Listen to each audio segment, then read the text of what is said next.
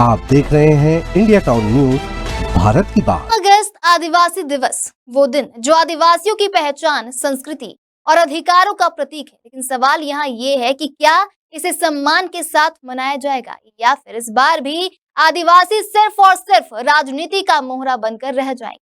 क्यों गरमाई है सियासत आदिवासी दिवस से पहले? क्यों कांग्रेस के प्रदेश अध्यक्ष दीपक बैज ने सीधे सरकार और मुख्यमंत्री पर उठाए हैं सवाल? क्या वाकई आदिवासी मुख्यमंत्री रिमोट कंट्रोल बन चुके हैं? और सबसे बड़ा सवाल ये है कि क्या आदिवासियों का साथ सिर्फ और सिर्फ दिखावा है? सारे सवालों का जवाब जानेंगे हमारे इस खास रिपोर्ट में।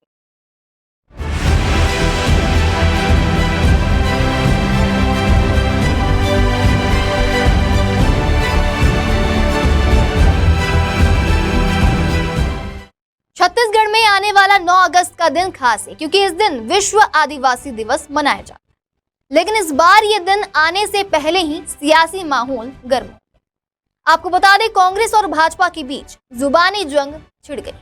इस बहस की शुरुआत तब हुई जब कांग्रेस के प्रदेश अध्यक्ष दीपक बैज ने सीधे सीधे सरकार और मुख्यमंत्री पर सवाल खड़े कर दिए। जहां दीपक बैज ने तीखा हमला करते हुए कहा कि सरकार का चाल, चरित्र और चेहरा अब पूरी तरह से उजागर हो चुका। सरकार का चाल, चरित्र, चेहरा पूरी तरह से उजागर हो चुका है।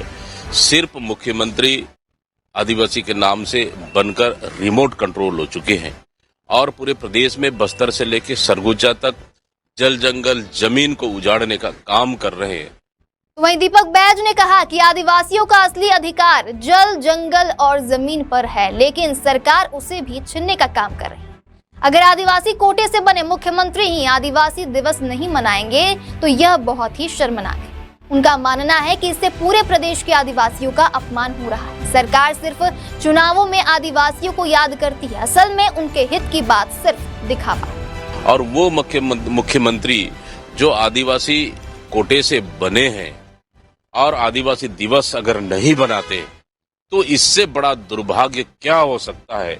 मैं समझता हूँ कि अगर ऐसा स्थिति है तो मतलब छत्तीसगढ़ प्रदेश के आदिवासियों का सीधा सीधा अपमान है और आदिवासियों का सीधा सीधा बहिष्कार करने वाली बात है। वैसे भी भारतीय जनता पार्टी आदिवासियों के साथ सिर्फ दिखावा है, बल्कि सिर्फ नफरत की राजनीति करती है। तो वहीं हाल ही में भाजपा की तरफ से यह बयान आया था कि कांग्रेस के पास कोई दृष्टिकोण नहीं है।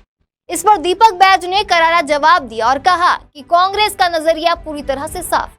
हम लगातार आदिवासी हितों की लड़ाई लड़ रहे हैं, कभी बंद कमरों में तो कभी मंच से।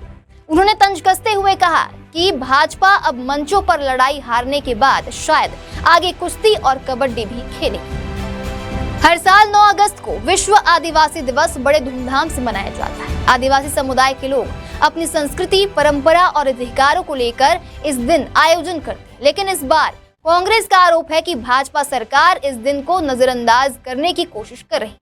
यही वजह है कि सियासी दलों के बीच बयानबाजी तेज हो। छत्तीसगढ़ के मुख्यमंत्री आदिवासी वर्ग से आते हैं, लेकिन दीपक बैज का कहना है कि जो मुख्यमंत्री खुद आदिवासी हैं, अगर वही आदिवासी दिवस को गंभीरता से नहीं लेंगे तो यह पूरे समाज का अपमान। उनका आरोप है कि मुख्यमंत्री सिर्फ कुर्सी पर हैं, असली फैसले तो कोई और ही ले रहा है।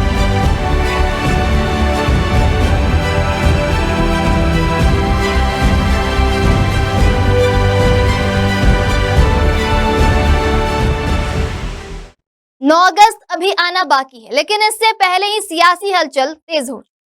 कांग्रेस लगातार सरकार पर दबाव बना रही है कि आदिवासी दिवस को राज्य सरकार आधिकारिक रूप से मनाए और बड़े स्तर पर आयोजन करे। वहीं भाजपा की तरफ से अभी तक कोई सीधी प्रतिक्रिया सामने नहीं आई, लेकिन माना जा रहा है कि आने वाले दिनों में यह मुद्दा और राजनीतिक रंग ले सकता है।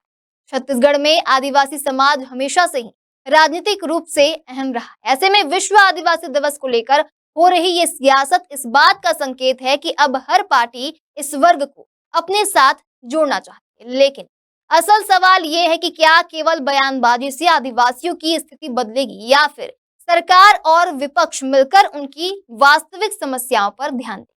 इसका जवाब शायद 9 अगस्त को आने वाले आयोजनों और सरकार के रवैये से मिल सकता है। अब आगे क्या होगा और क्या नहीं होगा, ये तो आने वाला वक्त बताएगा। हम आपको सारे अपडेट देते रहेंगे। देखते रहिए इंडिया टाउन न्यूज, भारत की बात।